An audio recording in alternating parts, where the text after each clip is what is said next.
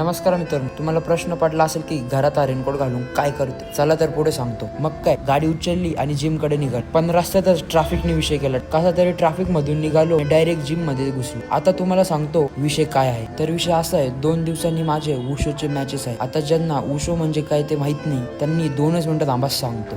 वुशो म्हणजे बॉक्सिंग टाईपच आहे, फक्त त्याच्यात थोडासा फरक आहे नाही का. आणि सीन असा आहे की त्यामध्ये मी 50 kg खेळणार आहे आणि आता माझं करंट वेट 52 किलो आहे. मग काय, आपला कॉस्ट्युम घालून रेडी झालो आणि 20 मिनिट सायकलिंग केली. एवढ्यात घाम बघा. हे मशीन 20च मिनिट चालवलं, पण यात पायल्या लवकर भरत होते कारण की ना त्याचे पॅन्डल खूप जड. आणि इथे आपले 500 कॅलरीज बर्न झाले. थोड्या वेळ रेस्ट केल्यानंतर ना ट्रेडमिल कडे गेलो आणि तिथे 10 मिनिटं पळालो. फायनली आपला वर्कआउट जो आहे तो संपलाय. 1-2 घोट पाणी पिलं कारण की ना चक्कर येत होते नाही का, डोळ्यावर तारे तारे दिसत होते. मला वेट चेक केलं तर 51 किलो होतं. किलो आपला वॉटर कट झालेला आहे. मित्रांनो, तुम्ही असं काही पण ट्राय करायचा प्रयत्न करू नका, कारण मी प्रॉपर गायडन्स सोबत